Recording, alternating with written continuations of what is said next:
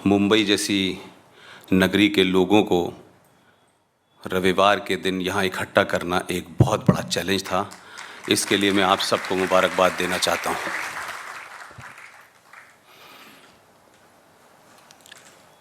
ये जो टॉपिक का नाम आप लोगों ने रखा है, मुझे ध्यान में रख के लिखा है या आपके मन में कुछ और है? ये जो शब्द अल्पसंख्यक है, ये भारतीय राजनीति का सबसे बड़ा आतंकवाद है, क्योंकि शब्दों के अंदर उसका चुनाव, उसका इस्तेमाल और उसको स्थापित करना एक बड़ा षड्यंत्र इस देश में 70 साल पहले हुआ और वो बदस्तूर जारी है।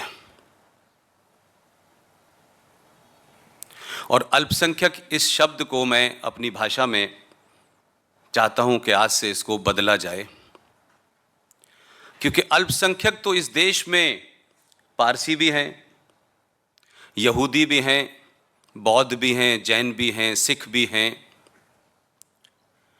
अगर हम अल्पसंख्यक मानसिकता की बात करें तो मैं जनरल जैकब का नाम आप लोगों ने सुना होगा। 1971 वॉर में सैम मानेकशॉ का नाम आपने सुना होगा, अर्जन सिंह का नाम सुना होगा, जगजीत सिंह का नाम सुना होगा। लेकिन ये जो अल्पसंख्यक हैं असल माने में, ये उनके नाम हमें क्यों याद हैं? और जिस अल्पसंख्यक शब्द के इर्द गिर्द किसी एक खास वर्ग के लोगों को टैग कर दिया गया है, मैं उन्हें मानता हूं कि वो हिंदुस्तान की सेकंड लार्जेस्ट मेजॉरिटी हैं, वो अल्पसंख्यक नहीं है।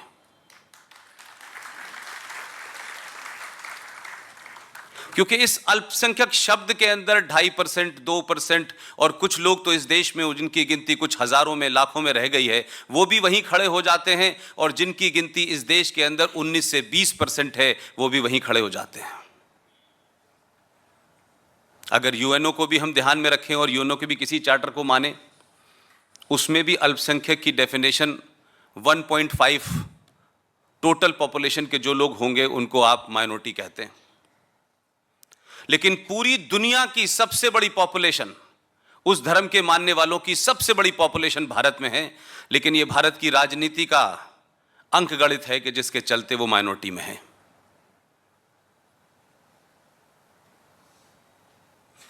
इस पर्सपेक्टिव में मैं अपनी बात रखूंगा। मैं बात शुरू करूं? बिस्मिल्लाहिर्रहमानिर्रहीम। आज के प्रोग्राम के मुंतजमीन जनाब प्रबोधन मंच, ख़वातीन व हज़रात, मेरी हम उम्र लोग, मेरे बुज़ुर्ग और मेरे नौजवान साथियों, मेरा यहाँ आना या मुझको यहाँ जो दावत दी गई है, मैं एक चीज़ अपनी वाज़े तौर पे साफ कर देना चाहता हूँ कि न मेरी कोई पार्टी है, न मेरा कोई संगठन है, और मेरे अलावा इस देश में बहुत सारे लोग बगैर किसी पार्टी और बगैर किसी इज़्म के काम कर रहे हैं, और हम में से किसी का शायद कोई ख्वाब भी नहीं है कि हमें किसी पॉलिटिकल पार्टी में कुछ बनना है, कुछ पाना है, कुछ प्राप्त करना है। ये पूरे 2 साल में पहली सभा है कि मेरे बीच में मेरे एक साथी ललित अंबरदार साहब, जो कश्मीर के रहने वाले हैं और कश्मीर की बड़ी ज़बरदस्त आवाज़ हैं, टेलीविजन पे आप उनको देखते होंगे, वो आपके बीच में बैठे हुए हैं।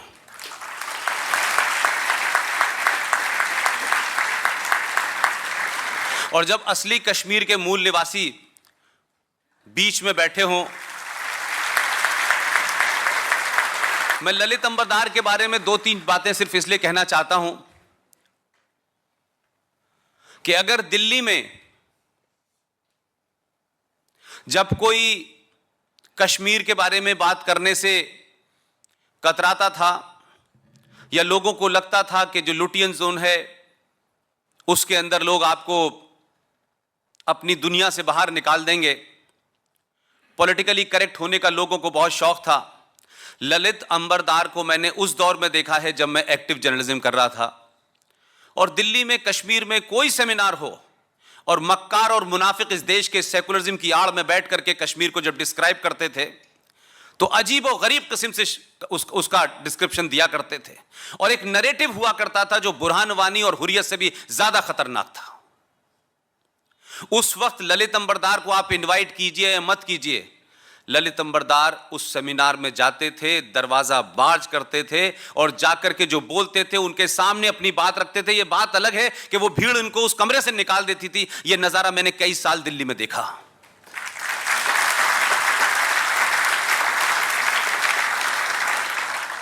ऐसा नहीं है कि ललित अंबरदार को कोई धक्का मार के निकाल दे और लोगों को अंदाजा ना हो। जाने माने देश के मॉडल हैं, बहुत पढ़े लिखे हैं, लेकिन वो जो 4-5 साल जब देश के लोगों को पॉलिटिकली करेक्ट होने की बड़ी चिंता रहती थी, पार्टियां नफे नुकसान के हिसाब से चीजें बात करती थीं, ललित अंबरदार की वो कोशिश है कि पिछले 10 साल से कश्मीर पूरे देश का इशू बन गया है।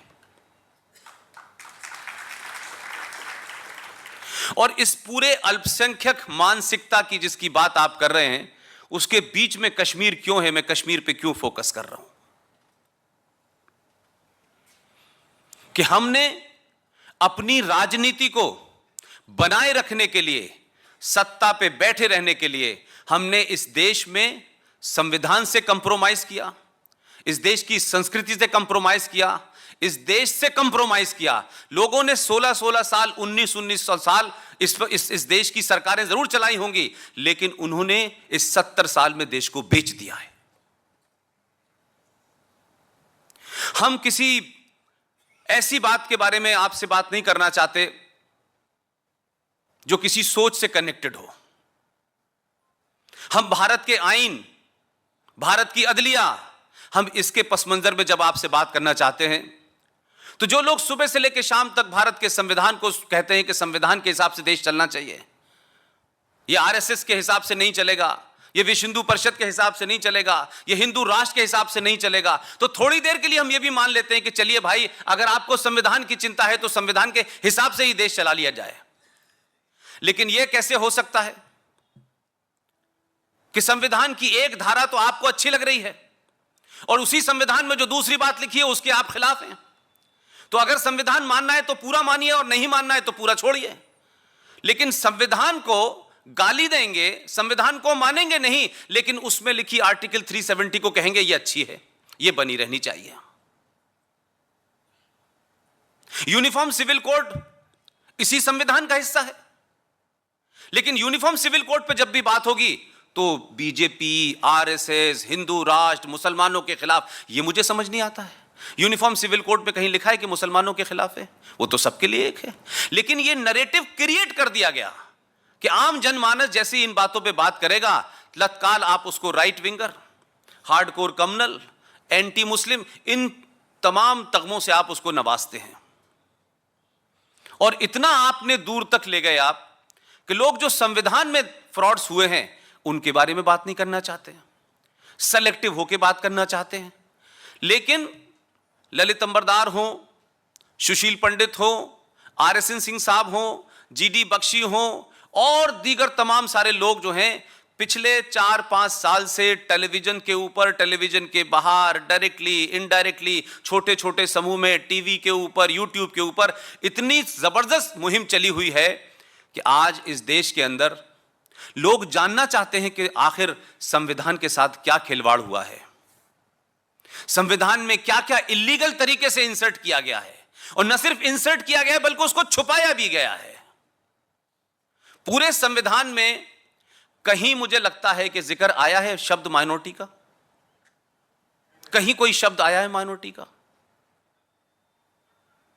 लेकिन आपने मुस्लिम लीग के साथ मिलकर के, जिस मुस्लिम लीग ने देश तोड़ा, आप कहते हैं हम आप ही की बात सच मान लेते हैं, लेकिन वही मुस्लिम लीग आजादी के बाद भारत में रह जाती है और आप उसके साथ मिलकर केरला में सरकार बनाते हैं। और जब आप सरकार बनाते हैं तो आपकी बुनियादें सेकुलरिज्म की होती हैं। आप कश्मीर को लिटरल सेंस में बेच चुके हैं। आपने कॉन्स्टिट्यूशनली कश्मीर को बेचने की कोशिश की और बेच दिया। लिहाजा कश्मीर जो आज है, जिसके बारे में बहुत चर्चा होती है, बुरहान वानी को क्यों मारा, अफजल गुरु को क्यों मारा, हुर्रियत को क्यों गिरफ्तार किया, अरे दुनिया को बताओ ना ये कौन लोग हैं, ये कौन हुर्रियत है भाई, ये कौन JKLF है। बताइए इस देश के कश्मीर के लोगों के बारे में कि आपने 70 साल में कश्मीर में किया क्या है। 70 साल में हमारे देश की सरकारों ने संविधान के माध्यम से, ऑर्डिनेंस के माध्यम से कश्मीर को आतंकवादियों को बेच दिया है। और हम आतंकवाद को खत्म करने के नाम पे जो कुछ भी कर रहे हैं वो मुझे लगता है कि बहुत ऊपरी ऊपरी पत्तों पे पानी लगा रहे हैं, जड़ में मट्ठा नहीं डाल रहे हैं। क्योंकि देश को नहीं पता है, क्योंकि देश को सिर्फ इतना पता चल जाता है कि पंजाब में कुछ लोगों ने हथियार उठा लिए या उनको उठाने पे मजबूर किया गया, कैसे बिंडर वाले को पैदा किया गया, कैसे वहां जाकर के तमाम सारी चीजें हुई और इस देश को पता चल गया कि सिख आतंकवाद है। आपकी राजनीति के चलते आपको लगा कि इस देश में एक ऐसा आतंकवाद है जिसका धर्म नहीं पता चल रहा, या पता चल रहा है तो कहने में आप डरते हैं। तो आपने 3 लोगों को पकड़ा, एक पूरा षड्यंत्र किया आपने। और इस समाज में आप किसी पार्टी के हों, किसी विचारधारा के हों, लेकिन एक ऐसा रंग जिसको लेकर के लोगों में आस्था है, एक ऐसा रंग जिसको लेकर के लोग उसको स्पिरिचुअलिटी से जोड़ते हैं, आपने सोच समझ करके एक रंग के नाम से भगवा आतंकवाद क्रिएट किया। और बाय एंड लार्ज, चाहे वो किसी जाति का हो, किसी रीजन का हो, इस देश में भारतीय सेना पर सबका विश्वास है। उस पे कोई अगर मगर नहीं करता है।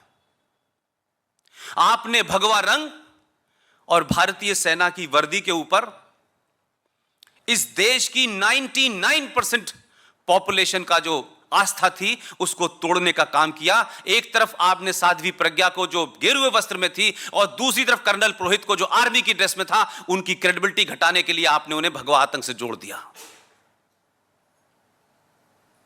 मात्र 2 लोगों को आपने पकड़ा और आप ही की अदालतों ने 7 साल तक आपकी सरकार थी, आप चार्जशीट नहीं कर पाए।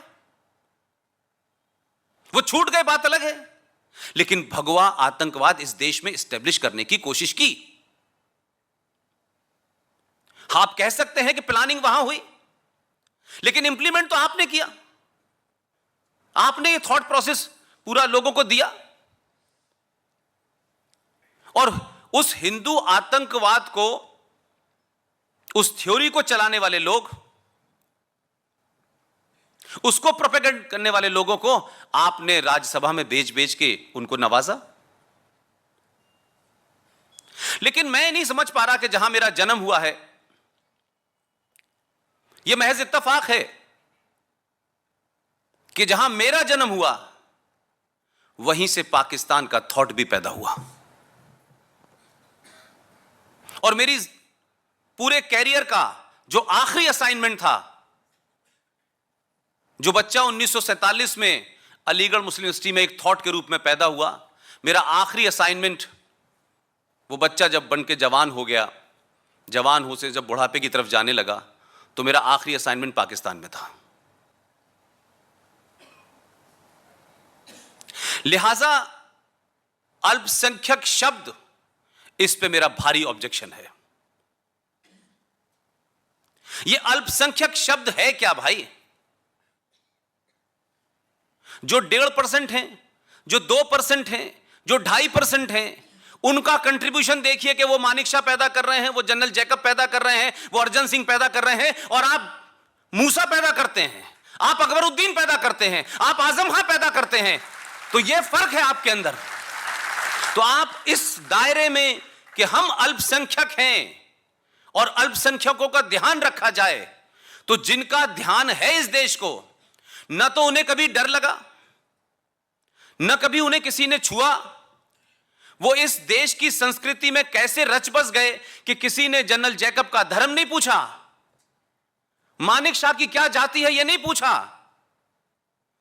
लेकिन इस देश ने आप पे एक बार यकीन किया और पूरी ताकत के साथ किया। यह आरोप बहुत लगा, यह बात मैं दोबारा इसलिए कह रहा हूं कि यह महत्वपूर्ण है। 2 दिसंबर 1989 को भारत का पहला मुसलमान गृह मंत्री बना। इस देश ने कोई सवाल नहीं खड़ा किया, उनकी नीयत पे शक नहीं किया, जबकि उनकी नीयत शक के घेरे में पिछले 70 साल से थी। आपका रोल क्या था? आजादी से पहले जो लोग भारत की सेना में भर्ती हुए थे, उन लोगों ने पाकिस्तान बनने के बाद एक खास धर्म के लोगों ने वहां जाने की क्यों सोची? आपने तो शपथ सेना में खाई थी, भारत के लिए खाई थी। ये तो नहीं बनाया था कि जब पाकिस्तान बनेगा तो हमारा भी मजहब मुसलमान होगा तो हम वहां चले जाएंगे। इस पस मंजर में, इस बैकग्राउंड में भारत का पहला होम मिनिस्टर मुसलमान बना। लेकिन उसकी कारकर्दगी देखिए। ललित भाई मेरी बात से सहमत होंगे। 2 दिसंबर को वो शख्स भारत का संविधान की शपथ लेकर के गृह मंत्री बनता है। अल्पसंख्यक के नाम पे देश भर में प्रचार होता है कि देखिए साहब पहला अल्पसंख्यक गृह मंत्री बना है, क्योंकि उससे पहले तो किसी ने कहा नहीं कि अल्पसंख्यक राष्ट्रपति बना है, अल्पसंख्यक जज बना है, अल्पसंख्यक विदेश मंत्री बना है, गवर्नर बना है, किसी ने नहीं पूछा। लेकिन इसका प्रचार बहुत हुआ। तब भी इस देश की 90% मेजॉरिटी ने, मन में कोई शक नहीं था उसके कि भाई संविधान की शपथ ले ली है, अब ये कुछ भी हो, अब ये संविधान से काम करेगा। लेकिन हुआ क्या? 2 दिसंबर को उस शख्स ने शपथ ली, 8 दिसंबर को उसकी बेटी गायब हो गई। देश में यह मैसेज गया कि गृह मंत्री की बेटी, ऐसा लग रहा था कि पिताजी के गृह मंत्री बनने की जल्दी थी उसको, कि वो जल्दी शपथ ले, मैं जल्दी गायब हो जाऊं। नहीं, मैं बात सीरियस बात है मेरे लिए। 2 दिसंबर को शपथ, 8 दिसंबर को बेटी गायब, मात्र 4 दिन में। बेटी को छुड़ाने के लिए पूरे देश के अंदर बवाल मच गया। 4 बड़े आतंकवादियों को छोड़ा गया और बेटी वापस आ गई। वो बेटी कहां थी किसी ने नहीं पूछा। उसको कोई चोट लगी, उससे कुछ कहा, इसका कोई जिक्र नहीं है।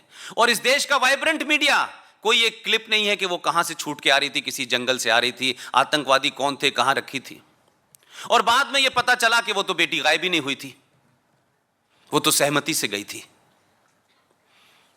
क्योंकि देश के पहले मुसलमान गृह मंत्री को जल्दी जल्दी अपने एजेंडे पूरे करने थे, लिहाजा बेटी गायब हो गई। फिर ये एक सिलसिला चल पड़ा। गुलाम नबी आजाद के घर में कोई गायब हो गया, 27 लोगों को छोड़ दिया। सैफुद्दीन सोज साहब के घर में कोई गायब हो गया, फिर 7 लोगों को छोड़ दिया। ऐसा लग रहा था कि सब इस इंतजार में लोग बैठे हुए थे कि जो काम हम सीधे तौर पर नहीं कर पा रहे, हम कुर्सी पर बैठ के भी कर सकते हैं। और 2 दिसंबर से 19 जनवरी 1990, 40 या 45 दिन का वक्त है ललित भाई,